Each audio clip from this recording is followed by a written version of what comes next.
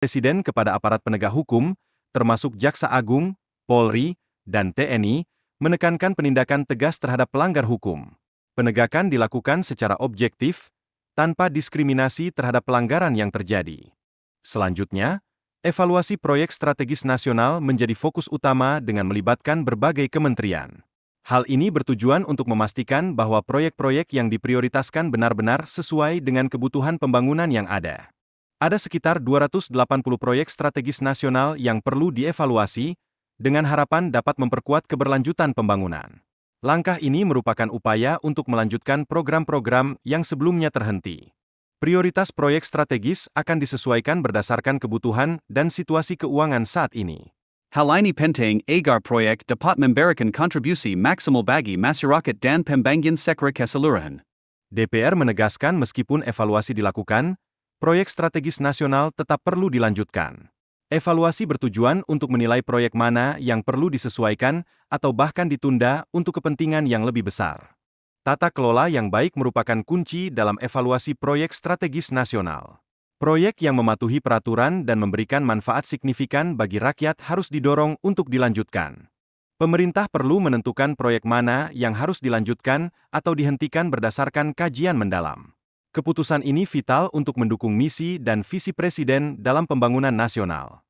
Pengalaman selama 1 dekade terakhir dalam pembangunan infrastruktur jalan menunjukkan perlunya evaluasi mendalam. Banyak proyek yang tidak menghasilkan pertumbuhan ekonomi yang diharapkan, sehingga harus ada perbaikan. Beberapa proyek strategis nasional yang disetujui sejak 2024 mencakup pengembangan infrastruktur di berbagai daerah. Tujuannya adalah untuk meningkatkan konektivitas serta mendukung pertumbuhan ekonomi regional. Penting untuk memiliki kriteria yang jelas dalam penetapan proyek strategis nasional, agar tidak terjadi penyelewengan atau ambiguitas dalam pengembangan kawasan. Ini harus mendapat perhatian agar investasi dapat digunakan secara efektif. Status proyek strategis nasional yang diberikan kepada kawasan industri harus didasarkan pada kontribusi yang jelas dari badan usaha. Ini penting untuk memastikan pertumbuhan yang berkelanjutan dan berdaya saing.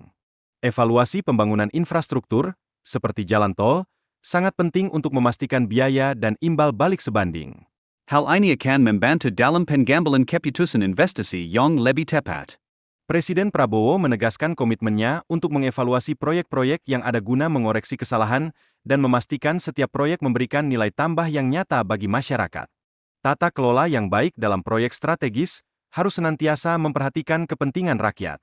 Ini menjadi fokus utama pemerintahan baru untuk meningkatkan transparansi dan akuntabilitas dalam setiap tindakan. Proyek baru dalam kategori proyek strategis nasional perlu dipastikan tidak hanya menguntungkan korporasi, tetapi juga memberikan keuntungan langsung bagi masyarakat. Keberhasilan ekonomi harus sejalan dengan peningkatan kesejahteraan rakyat. Sektor yang perlu diperhatikan mencakup pelabuhan dan perumahan rakyat, dengan target membangun 3 juta rumah dalam 1 tahun. Ini merupakan tantangan besar bagi negara dan masyarakat. Proyek-proyek strategis nasional harus mendukung kemandirian di bidang pangan, energi, dan air. Ini sangat penting untuk menjamin pengembangan yang berkelanjutan di kawasan tersebut. Evaluasi kinerja perusahaan yang mendapatkan status proyek strategis nasional penting untuk memastikan pencapaian yang diharapkan. Terdapat kebutuhan mendesak untuk memperbaiki tata kelola dan penegakan aturan yang ada. Ketersediaan infrastruktur, seperti jalan dan pelabuhan, sangat mempengaruhi hasil panen. Tanpa infrastruktur yang memadai, hasil pertanian tidak dapat dimaksimalkan dan memberikan dampak positif. Pentingnya evaluasi untuk mencegah konflik antara masyarakat dan industri harus selalu diperhatikan. Hal ini berkontribusi pada penciptaan hubungan yang harmonis dan saling menguntungkan. Terakhir, rekrutmen tenaga kerja lokal dalam industri harus menjadi prioritas. Keterlibatan masyarakat lokal dapat meningkatkan kesejahteraan serta mengurangi ketegangan sosial di tengah pembangunan.